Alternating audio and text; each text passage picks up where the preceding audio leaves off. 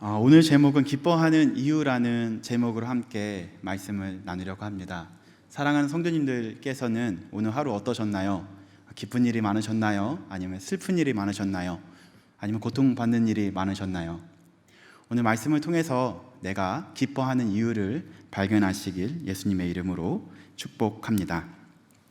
예수님께서는 제자들을 먼저 택하셨죠. 그래서 제자들이 택하신 이후에 너 일로 와봐, 너 일로 와봐 해서 12명을 주님께서 택하시고 이름을 하나 부여하십니다. 그 이름은 무엇이죠? 다 아시는 바와 같이 너희들을 사도라고 이름할게 해서 사도라는 이름을 붙여주십니다.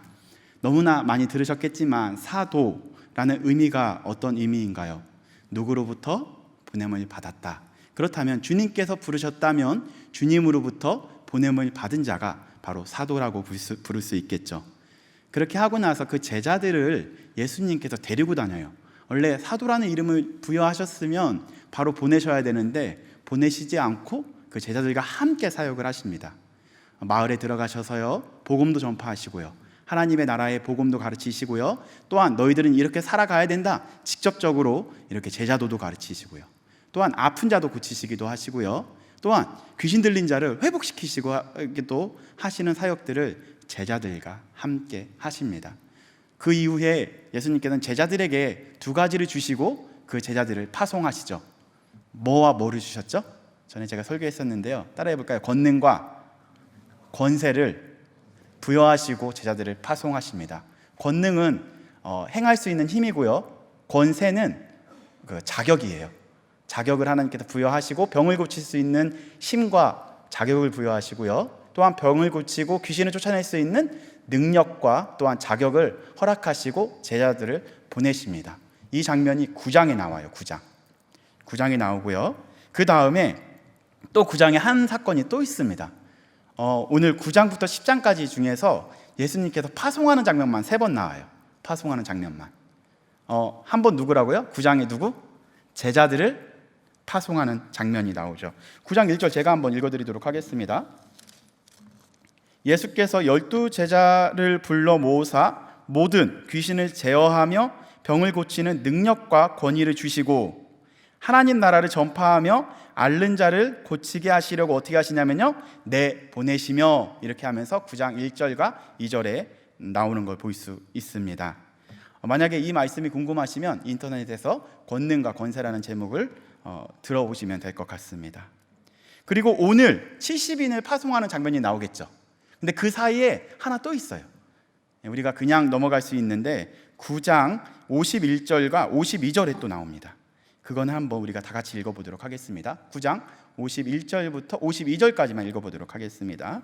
시작.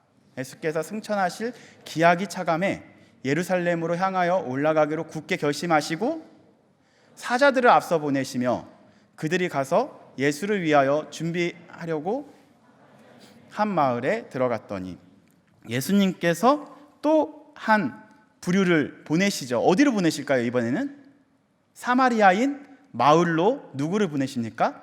사자들을 보내는 장면이 나옵니다.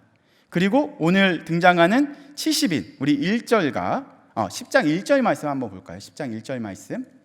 10장 1절 말씀 제가 읽어드리도록 다 같이 읽어보도록 하겠습니다. 시작. 그 후에 주께서 따로 70인을 세우사 친히 가시려는 각 동네와 각 지역으로 둘씩 앞서 보내시며. 아멘. 이렇게 해서 3번 파송하는 장면이 나오죠. 제자들을 파송하고요, 사자들을 파송하시고요, 그 다음에 70인을 파송하는 장면이 나옵니다. 오늘은 그 중에서 70인은 파송하는 장면을 좀 구체적으로 보도록 하겠습니다. 우리 10장 1절 아까 다시 한번 보면 어떻게 나오냐면 처음에 어떻게 시작을 하죠?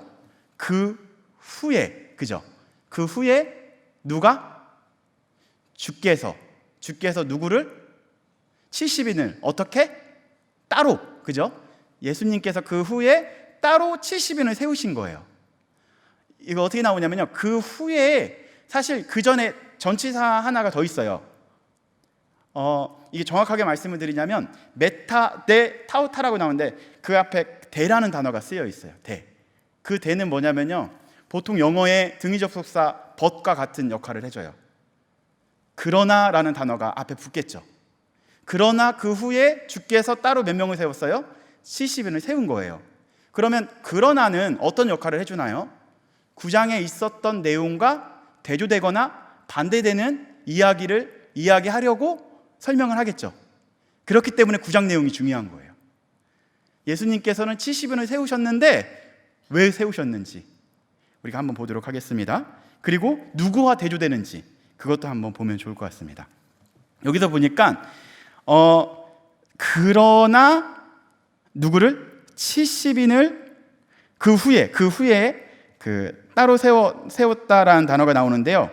이 따로라는 단어가 따로라고 번역하기보단 다른이라고 번역하면 좋을 것 같아요. 에텔로스라고 해서 다른.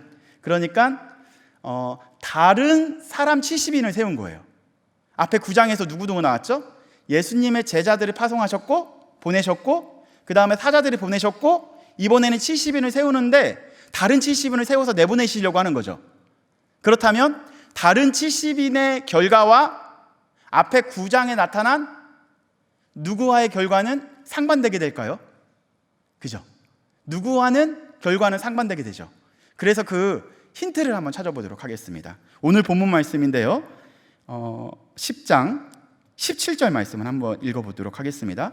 그 70인이 사역을 하고 돌아와서 이런 마음으로 돌아옵니다. 다 같이 17절 말씀, 오늘 본문이니까 다 같이 읽어보도록 하겠습니다. 시작.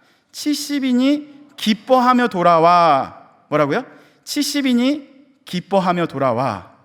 아까 정리하자면 세 부류의 파송된 사람이 있었다고 했어요. 첫 번째는 누구요? 예수님의 제자들. 그 다음에 두 번째는 사자들. 사자라고 하면 우리가 생각할 때 진짜 그런 사자는 아니고요.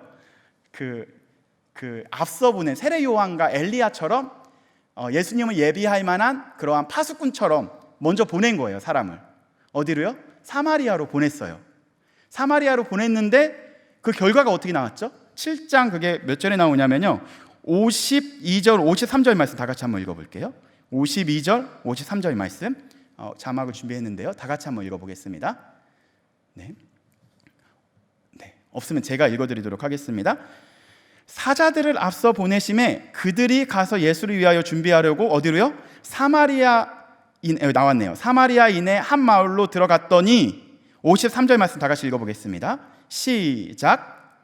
예수께서 예루살렘으로 향하여 가시기 때문에 그들을 어떻게 한 거예요? 받아들이지 아니하는지라. 이제 이해가 됐죠? 10장 1절에 보니까 그 후에 다른 부류 70인을 따로 세워서 내보내십니다. 누구와 달리? 사마리아로 보낸 사자들과는 다른 부류의 사람들을 세우시는 거죠. 그래서 9장에서는 그 사마리아인들은 예수님께서 보낸 사람들을 받아들이지 않은 거예요. 하나님의 나라를 받아들이지 않고 거부한 걸 볼 수 있죠.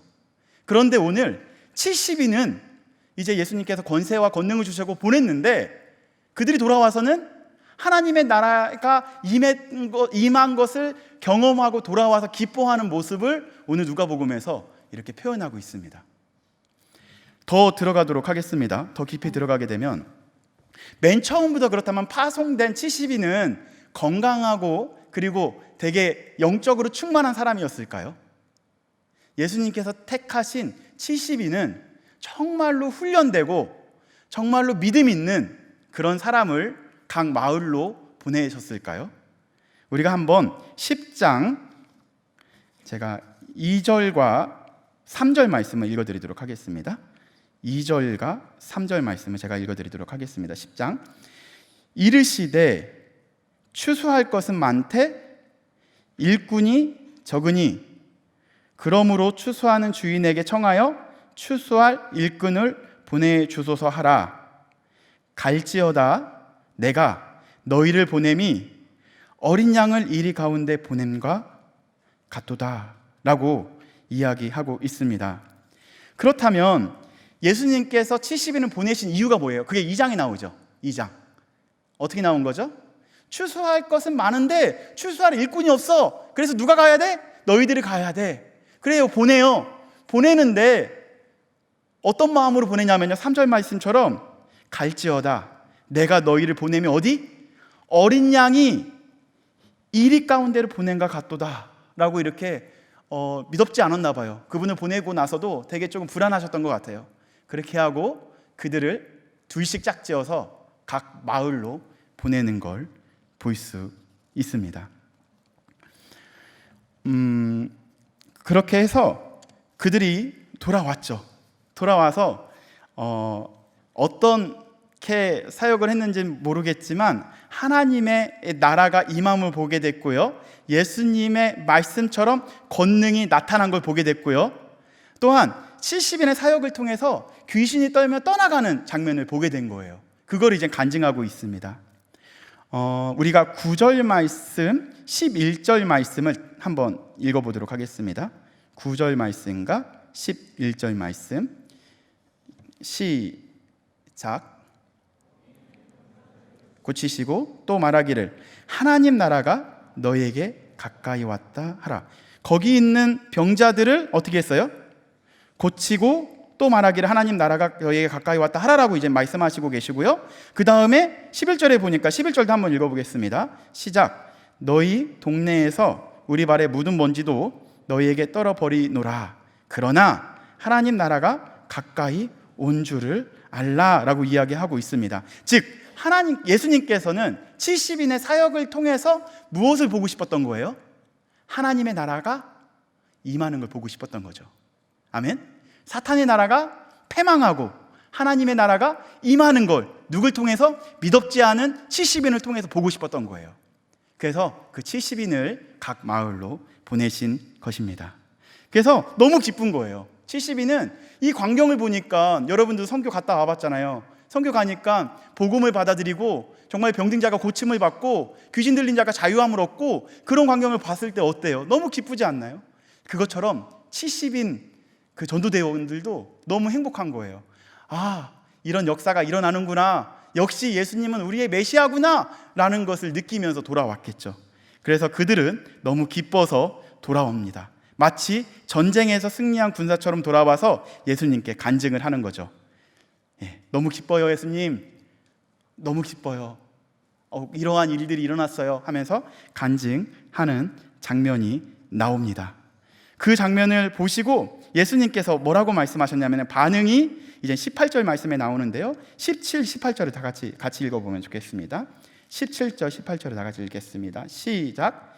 70인이 기뻐하며 돌아와 이르되 주여, 주의 이름이면 귀신들도 우리에게 항복하노이다. 예수께서 이르시되 사탄이 하늘로부터 번개같이 떨어지는 것을 내가 보았노라 라고 이야기하고 있어요. 그들이 기뻐하는 이유 뭐예요? 사탄이 그들에게 굴복하는 걸 보고 권능이 나타나는 걸 보고 너무 기뻐했었던 거예요. 너무 신났던 거죠. 하나님의 나라가 임한 걸 보고 그들은 너무 기뻤던 거예요. 예수님도 동일한 마음이었겠죠. 야, 내가 봤단다. 사탄이 나라가 패망하고 너희들로 하여금 하나님의 나라가 임함을 내가 봤어. 참 축하한다. 그런데 너희들이 기뻐해야 하는 이유는 그것 때문에 기뻐하지 말고 바로 이것 때문에 기뻐했으면 좋겠다 하면서 그 다음 반응에 대해서, 대답에 대해서 나옵니다. 그게 바로 20절 말씀을 다 같이 읽어보겠습니다. 19절 20절 다 같이 읽겠습니다. 시작. 내가 너희에게 뱀과 정갈을 밟으며 원수의 모든 능력을 제어할 권능, 힘을 주었으니 너희를 해할 자가 결코 없으리라. 그러나 귀신들이 너희에게 항복하는 것으로 어떻게 하지 말고요? 기뻐하지 말고 무엇으로 기뻐하래요? 너희 이름이 하늘에 기록된 것으로 기뻐하라 하시니라. 기뻐해야 되는 이유에 대해서 예수님께서 더 명확하게 이야기하시는 거예요. 맞아, 내가 너에게 힘 줬어. 그런 권능을 행하라고 힘 줬어. 그러나 너희들이 그런 사역 완벽하게 정말 퍼펙트하게 한 것으로 인하여 기뻐하지 말고 너희들이 어디에 이름이 기록된 것으로 인해서 기뻐하래요? 하늘에 이름이 기록된 것으로 인해서 기뻐하라는 이유죠. 다시 한번 말하자면 너희들이 누군지 알아? 너희들이 바로 하나님 나라의 백성이야. 그것으로 인해서 기뻐하면 되는 거야 라고 예수님께서 말씀하시는 거죠. 아멘? 그렇다면 결론이 나왔겠죠. 우리도 무엇 때문에 기뻐해야 할까요? 내가 가진 능력, 내가 얼마나 많은 힘을 갖고 있고 영향력이 있고 그리스도인으로서 해야 될 얼마나 종교 생활을 잘하는지 그런 걸로 인해서 기뻐하는 것이 아니고 내가 누구다? 내가 바로 하나님 나라의 백성이다. 내가 바로 하나님 나라의 자녀이다. 그 사실을 갖고 기뻐하라라고 오늘도 말씀하고 계십니다.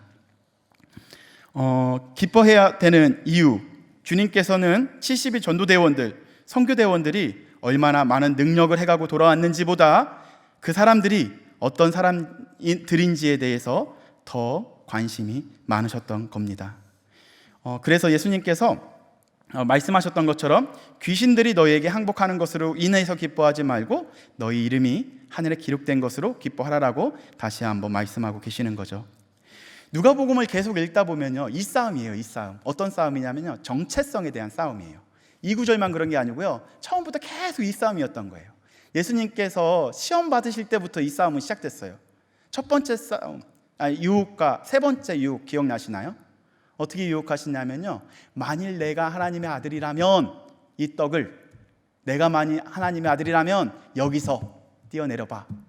다윗도 보호하셨던 하나님께서 더더구나 메시아인 너를 보호하지 않겠느냐? 내가 만일 하나님의 아들이라면. 그 정체성에 대한 싸움인 거예요. 그 유혹을 예수님을 넘어서 우리에게도 하고 있는 거거든요. 너가 정말 하나님의 나라의 백성이야? 너까지 깨? 너 죄도 졌잖아. 너 능력 없어. 그렇게 흔드는 유혹을 계속하고 있는 거죠. 그러나 이 싸움이 계속해서 우리에게 흔들리지 말아야 될 것 중에 하나는, 사실은 뭐냐면 나는 누구다? 나는 하나님 나라의 자녀이고 예수님은 누구시다? 예수님은 하나님의 아들이시다. 이러한 사실을 가지고 살아가는 것이 우리들이 해야 될 일입니다. 그때에 예수님께서 기뻐하시는 장면이 21절에 나오는데요, 한번 다 같이 읽어보겠습니다. 20절이 마치고 21절 다시 한번 예수님께서 기도, 감사 기도를 하십니다. 다 같이 읽어보겠습니다. 시작.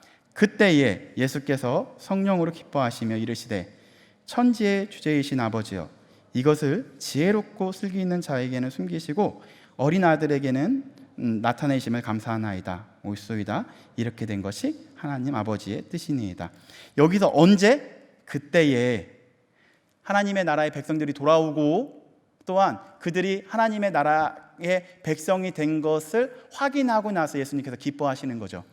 너무 기뻐하시는 거예요. 기뻐하시고 나서 뭐라고 말씀하시냐면요, 아버지여, 이것을 지혜롭고 슬기 있는 자에게는 숨기셨다. 이 지혜롭고 슬기로운 것은 누굴 의미하냐면요, 문맥상 바리새인들의 이야기예요. 자칭 나는 지혜롭고 슬기로운 사람이야 라고 생각하는 그 바리새인들이 이야기하는 거겠죠. 그 사람들에게는 하나님 나라를 어떻게 하신 거예요? 오히려 숨기시고, 오히려 믿었지 않은 70인에게는 어떻게 하신 거죠? 하나님의 나라를 드러내신 거죠. 그래서 뒤에 보게 되면 21절에 보니까 어린 아이들에게는 나타내심을 감사하나이다. 이것이 하나님의 뜻입니다 라고 이야기하고 있습니다. 아멘. 내가 얼마나 영향력 있는 그리스도인인 줄 알아? 내가 얼마나 거룩한 종교인인 줄 알아? 그런 거에 예수님은 관심 없어요. 그냥 여러분 자체에게 관심이 있는 거죠. 많은 청년들이 이런 고민을 합니다. 제가 이번에도 미얀마 갔다 왔고요, 대만도 갔다 왔고요, 영등도 갔다 왔는데 그때는 성령 충만했던 것 같아요. 가니까 많은 사람들이 예수님도 영접하고요, 저도 성령 충만하고요, 제가 정말 뭔가 된 것 줄 알았어요. 너무 행복하게 사역하고 돌아왔어요.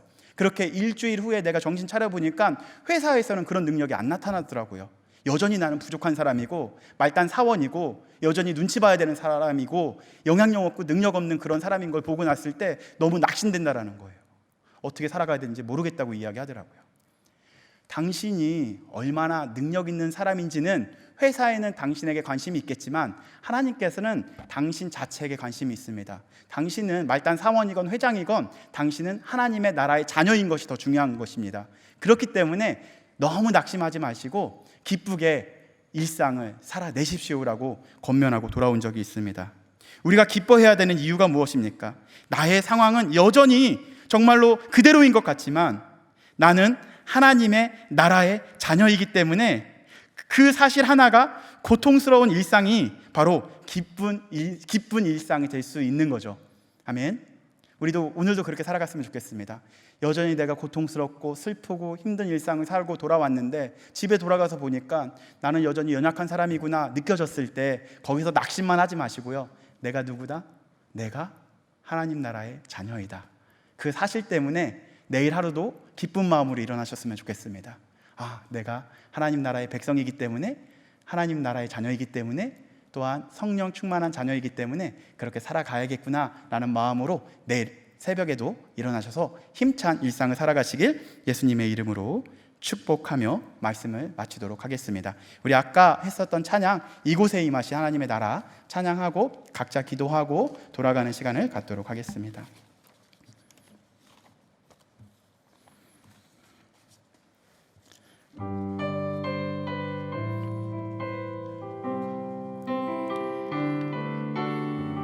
이곳에 임하신 하나님 나라, 이곳에 임하신 하나님 나라, 가난한 마음으로 바라보리라.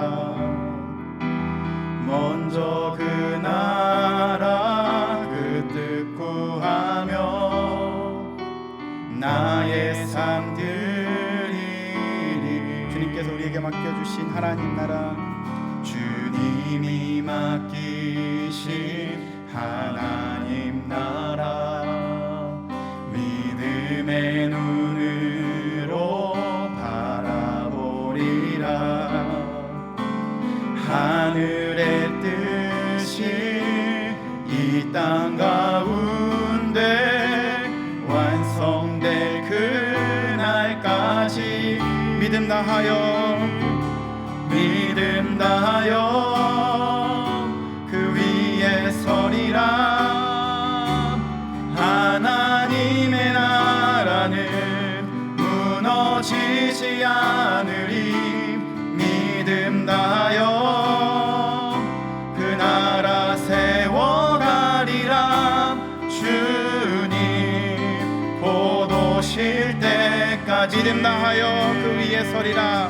믿음 다하여 그 위에 서리라. 하나님의 나라는 무너지지 않으리. 믿음 다하여 그 나라 세워가리라. 주님 곧 오실 때까지. 잠깐 기도하고 나아가면 좋겠습니다. 그렇습니다. 주님, 가끔은 내가 믿음 있는 것처럼 주님께서 우리에게 권세와 권능을 주셔서 일상을 살아갔을 때 정말로 두려움 없이 살아가는 것 같다고 느껴질 때도 있고요, 가끔은 실망해서 하나님 나는 왜 이렇게밖에 못 사나요? 라고 하염없이 후회하면서 주 앞에 찾아올 때도 있습니다. 그러나 주님께서는 우리에게 오늘도 말씀하시죠. 너가 실패했어도, 너가 성공했어도 그것 때문에 내가 기뻐하는 것이 아니라 너가 나의 자녀이기 때문에 내가 기뻐하신다, 내가 기뻐한다 라는 음성을 듣고 우리 돌아가면 좋겠습니다. 주님, 그거 잊지 않고 내일도 살아가기 원합니다. 그러한 마음으로 함께 기도하며 나아가도록 하겠습니다. 기도하겠습니다. 할렐루야. 사랑이 많으신 하나님 아버지, 감사드립니다. 여전히 우리는 실패할 때도 있고요, 성공할 때도 있고요. 아버지, 성공하게 되면